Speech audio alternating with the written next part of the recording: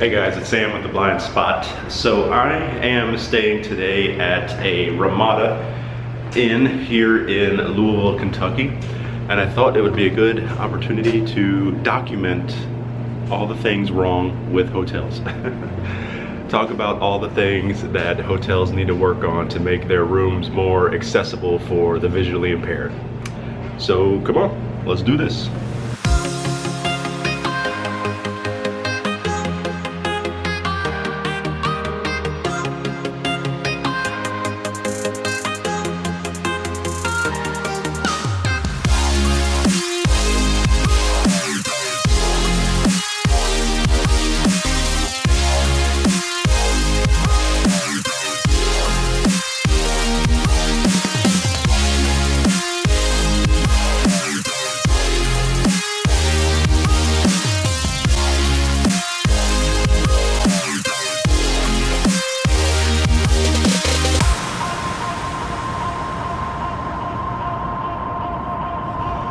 Should have brought my bathing suit.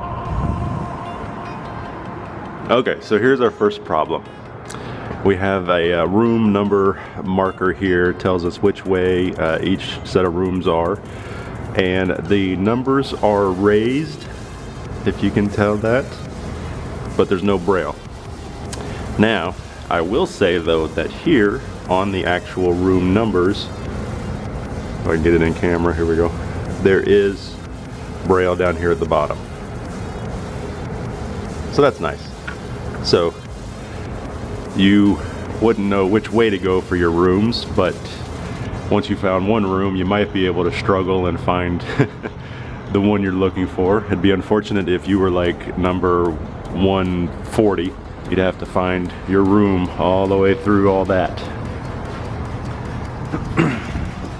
Which I have had to help people find their rooms already. I'm here for a visually impaired convention, Kentucky Council for the Blind, and I've had to help totally blind people find their rooms already. All right, so now we're gonna go around the room and take a look at all the problems that a visually impaired person would face if they were staying in this room. Number one, all this information on the door here, that is not in braille at all, so I have no idea, and it's way too small for me to even read it. This little thing hanging from the door, I imagine it's a do not disturb, but once again, I would have no idea. This I struggled with last night, getting the air conditioner turned up. You see I've got it set to 60, that's as low as it will go, and it's still not even turned on, so I think something's wrong with it. Anyway, I had to take a picture of this and then zoom in with my camera on my phone to figure out what all these buttons did. There is a little bit of tactile feedback for each button, but not enough. Alright, then we have the telephone here. I actually tried not to touch telephones in hotel rooms, but this one, the buttons are raised, of course, and there is a little dot here for the 5. I'm imagining that's the 5. Yep. So that is the only indicator as to the layout of the buttons. There's no other dots or anything to tell me what any of these other buttons are. There's no braille of any kind. So I would have a hard time using that phone. I don't recommend using phones in hotels at all anyway. Alright, so now we're at the TV area, and this I discovered last night. This guy is bolted down, I imagine, so nobody steals the TV, but that means I can't move it any closer to the edge to make it easier for me to see. Normally, if it's close to the edge, I'll bring a chair over and I'll sit there and watch TV that way. But last night, I grabbed a pillow and I sat here like this and watched TV. And I could only watch about half an hour before I got tired and I turned it off and then went to bed. So that's unfortunate. Here's another thing, the remote control. That is virtually flush. There is very little indicator of the different buttons, and they're not shaped any differently. They're all just a round button. So I could probably figure out that this top right one is power, because usually on remotes the top left right is power. But other than that, I would have a hard time figuring out which is channel, which is volume, any of that. So this is not good for me. Now I stayed here last night, so that's why it's a bit of a mess this morning, but this is something else I wanted to point out.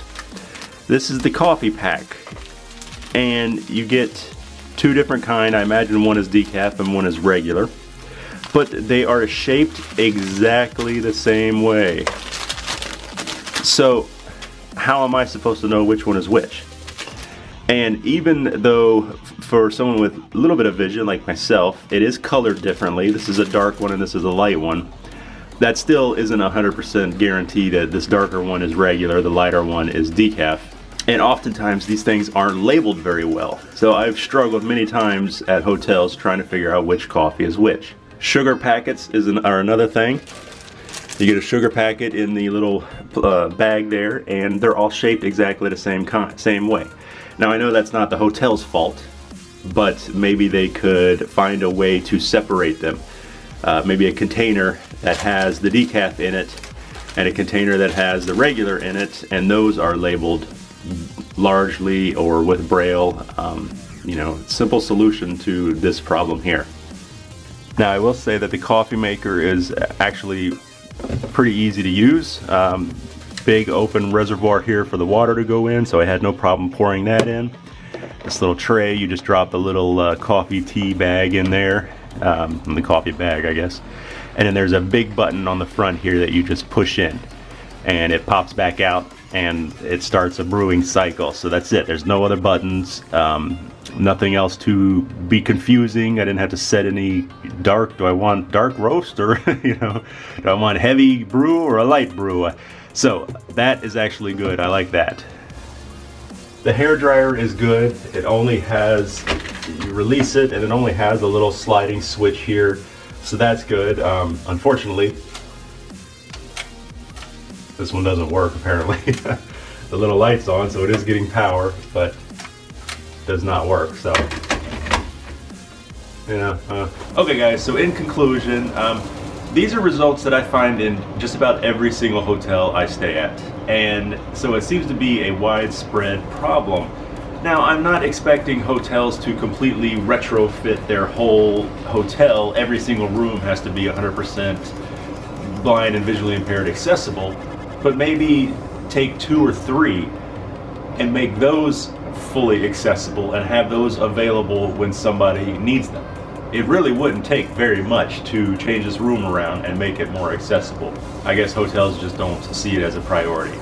But that's it for me guys. This is Sam with the Blind Spots. If you have ever stayed in a hotel room and it has been wholly inadequately not prepared for a visually impaired person, let me know about it. Tell me your story. Leave a comment down below, or you can email me, theblindspotSam@gmail.com. Thank you very much for watching guys. This is Sam with the Blind Spot. Be sure to hit that like and that subscribe, and I will see you next time.